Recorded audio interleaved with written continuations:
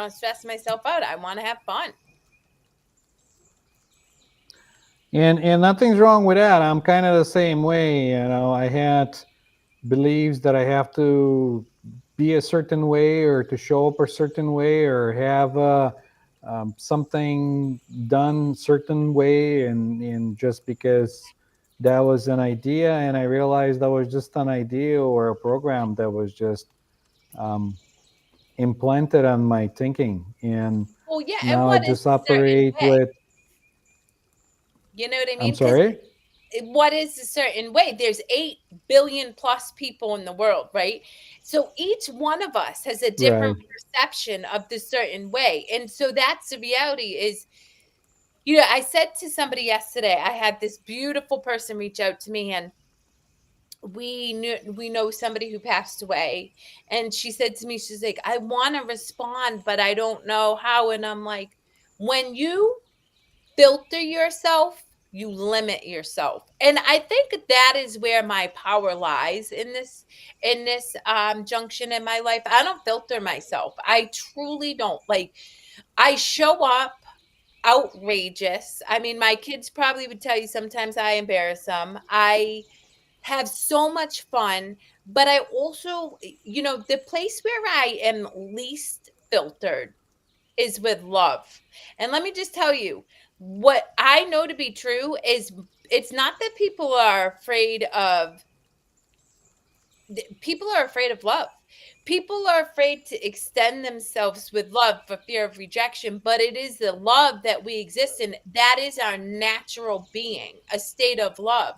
And so I know that if I just show up as love, even if I'm quirky, even if I seem odd, I attract people because I'm showing up and connecting with them on the very visceral level that they exist in, even if fear exudes most of their being. The reality is that love light is still there. And so I can tap into it no matter who I'm talking to and no matter how weird I may seem to them. And I'll never forget, the best compliment I ever got was from this amazing guy named Steve Ramona. Shout out to Steve. He has a TV show called Leading with a Servant Heart or something. Beautiful guy. But we met. I showed up as my quirky self. I was 10 minutes late, all this stuff. And fast forward, he's like, I got to tell you, you're really weird. And I said, yes. It means that I was able to diffuse your misconceptions and yet still be myself, which means you see me as weird because, of course, I'm weird. You're weird. We're supposed to be unique, so we're not going to get it. I love being weird. Are you frozen now, Yanko? Or you just, That's right. That's right. Yeah. Yeah. That's exactly it. Yeah, because you're just being you, and this is how it's supposed to be. And I think a lot of people forget about that, and a lot of people think that they have to show up a certain way or be something, or and um, I think it's okay to have a role model, but to just be like somebody exactly like a copy that's not beneficial to anybody. It's um, but here's the thing. you're You know who supposed to my be you're role just model you. was? My grandmother. Do you know why? My grandmother was schizophrenic. Okay. So this woman didn't have the lens that most people had. So she would be, I'll never forget, like she would be in downtown. I'm young, I'm like 14. She'd be in her bright pink coat with her cigarette hanging out, screaming 2 blocks out, Kerri! We'd be out to eat and she'd take out her dentures, smack them on the counter, and eat her food with no cares in the world to what anybody else thought because she didn't have that filter. And as I get older, I think about it and I'm like, what a beautiful example of living that I had, because she just didn't have that ego to worry about what other people thought about her. But something you said I want to challenge a little bit. I don't think that people forget I don't think that people know themselves, because if we've been conditioned since in utero until we start to examine our beliefs and our habits and our behaviors, then we are just operating under the same behaviors we always have without ever stopping to question whether or not those behaviors serve us. And that's the difference between you and I and a lot of people. Is it's not that we didn't grow up with those belief systems, those habits. It's just at some point in our life, our experience was shaken up enough to force us to examine, does this even feel good? And if it doesn't, don't I get the opportunity to experience life joyfully? And, I'll never forget, and I shared this on an interview I had recently.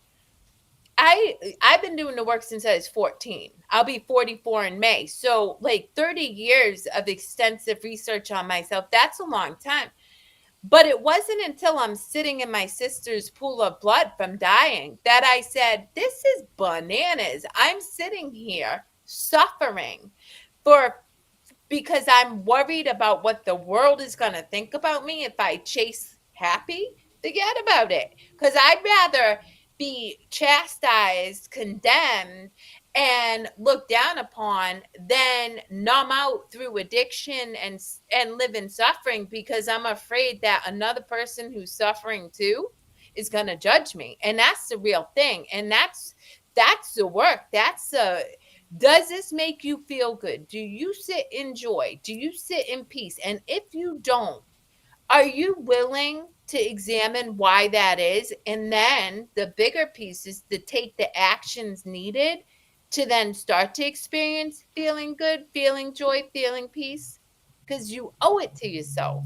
And more importantly, in the lens I always come from is, I owe it to everybody in this world, because if I know I show up as love, if I know I show up as peace, that is exuding love and peace to other people. And I want to be the example for people so that they can see that they can have it too. Woo, I just That's preached, right. Yanko. Yeah.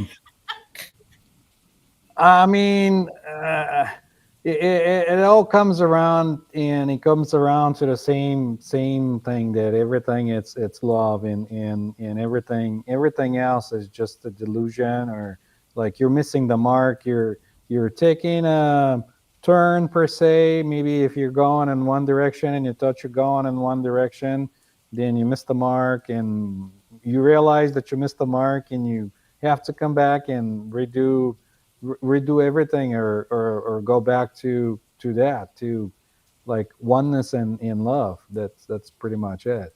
So I feel that. I hear you. So it's, yeah.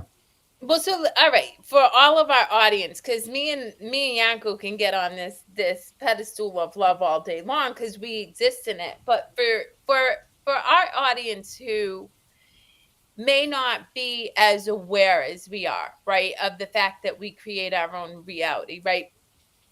How do you like what is some of the beliefs and the behaviors that you help break down through hypnosis with your clients, and what can potential clients kind of expect if they were like, oh, I'm gonna hit up Yanko to see what Yanko can do so I can break free from whatever? Like, share with people what you do. What's your work?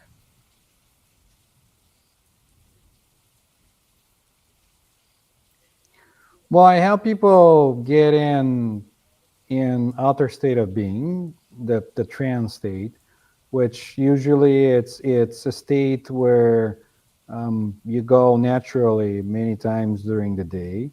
Some people call it daydreaming or anything like it, or fantasizing, or make believe, or pretend, um, where you can for a minute pretend that you're something else, or anything that gives you the ability to um, experience different things, because whatever the mind thinks, or if emotion comes in, the body responds to it. And um, I'm saying that because a lot of the people, when they're aware of that something is going on, they're not aware on a deeper level that there's something going on, because the conscious is like a firewall that sits on the top, and it's about like maybe 20%, and then the other 80% of whatever else it's going on underneath it.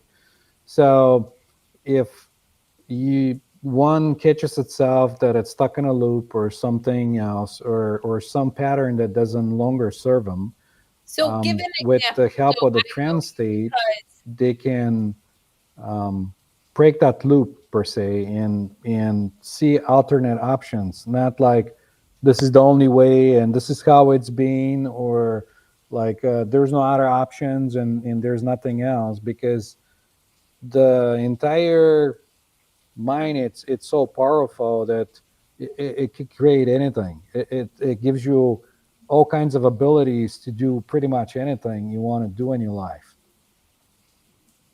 right. So, but I'm just thinking for the random Sorry, you person, were going to say something? yes, for the random person who's very No? curious about Okay, I um think maybe we lost connection with you, or maybe you're not hearing me okay. can you hear me? You can't hear me. Anyways, I'll continue rambling about it.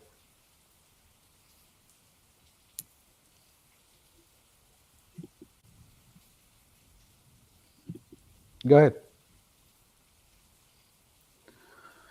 Well,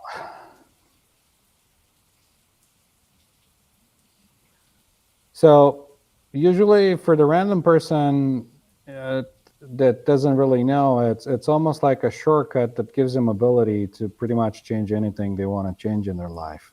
Um, like if they have any kind of desire to do something, maybe pick up a new lifestyle on dieting,